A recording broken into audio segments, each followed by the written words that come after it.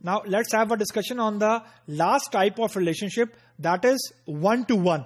Now इसकी discussion start करने से पहले सिर्फ ये चीज हमने दिमाग में रखनी है कि this is very rare relationship, जो कि आपको किसी भी सिनेरियो में मिलता है, लेकिन इट डू एग्जिस्ट. यानी आप इसकी एग्जिस्टेंस को रूल आउट नहीं कर सकते, लेकिन it has to be considered as a very rare relationship. इसलिए मैं इसको एंड में डिस्कस कर रहा हूं. लेकिन अब one to one is again a basic type of relationship. यानी जैसे हम वन टू वन को ईआरडी में लिखते हैं एज इट इज, हम उसको इंप्लीमेंट भी कर देते हैं. Mean there is no additional step in between the representation and its implementation. As a name suggest, one to one में कोई पेरेंट टेबल नहीं है, कोई चाइल्ड टेबल नहीं है. बोथ द पार्टिसिपेटिंग एंटिटीज और both the participating table are considered to be at the same level. यानी both are considered to be as the parent table.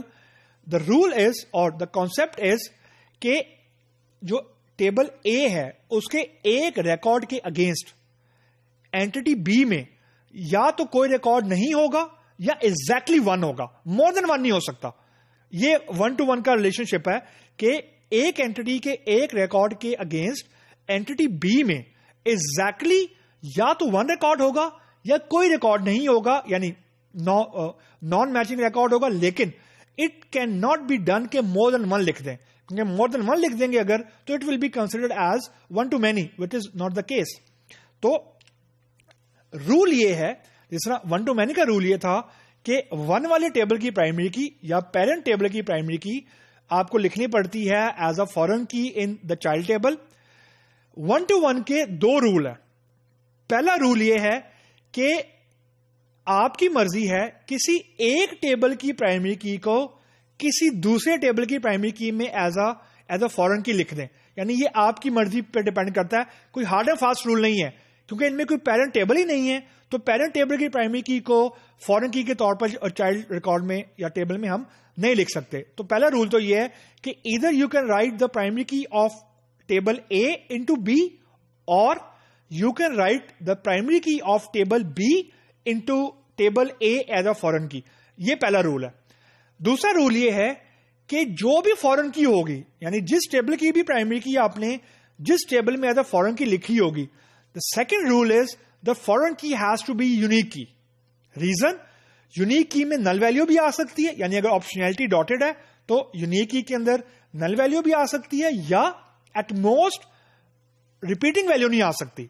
तो वन टू वन के अंदर you have to make sure कि जिस किसी एक table में भी आप फॉरेन की बना रहे हैं, उस टेबल के अंदर आप उस पर्टिकुलर फॉरेन की को आप यूनिक की भी बनाएंगे, क्योंकि यूनिक की के अंदर वैल्यू नल भी हो सकती है और एग्जैक्टली वन भी, यानी नॉन रिपीटिंग वैल्यू को टेक केयर करता है यूनिक की. यही फर्क है यूनिक की और प्राइमरी की में, कि प्राइमरी की में नल वैल्यू नहीं आ सकती, लेकिन यूनिक की में नल वैल्यू आ सकती है. तो now look at the example.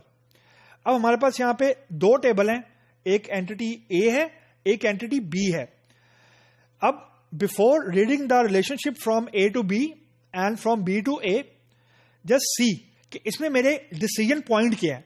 Decision point ये है क्योंकि स्टेप नंबर 1 ये था कि I have to select the foreign की.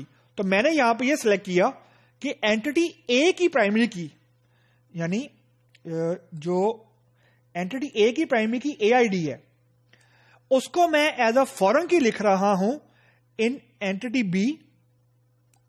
That's my decision number 1. और डिसीजन नंबर 2 ये है कि यानी रूल नंबर 2 ये है कि जो भी फॉरेन की है उसको मुझे यूनिक की का पार्ट बनाना है. That's why I have written the hash symbol against AID. तो that is the classic implementation of one to one relationship. अगर ऐसे होता कि मैं ये डिसाइड करता कि टेबल B की प्राइमरी की को मुझे टेबल A में एज अ फॉरेन की लिखना है, तो मैं सिर्फ एंटिटी A में BID लिख देता, दिस इज इट. अगेन वो भी सही होता, लेकिन मुझे BID को उस केस में हैश सिंबल बना के यूनिक की बनाना पड़ता, this is it. Now let's read the relationship from A to B. B is having exactly one. Reason, ये line before this half is dotted, is solid. तो A is having exactly one solid line occurrence in B, क्योंकि कोई cardinality नहीं है B की side के ऊपर. जब कोई कार्डिनैलिटी नहीं है तो इसका मतलब है कि ये वन है.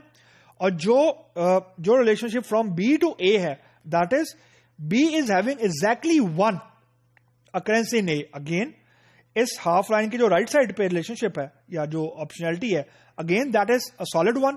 तो सॉलिड वन के लिए हमें अगेन एग्जैक्टली वन लिखना है और कार्डिनैलिटी इसके अंदर कोई मौजूद नहीं है.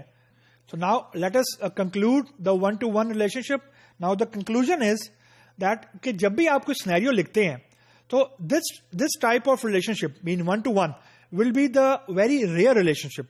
मतलब ऐसा हो सकता है कि आपकी ईआरडी के अंदर वन टू मैनी मौजूद हो, मैनी टू मैनी मौजूद हो और वन टू वन मौजूद ना हो. That is true.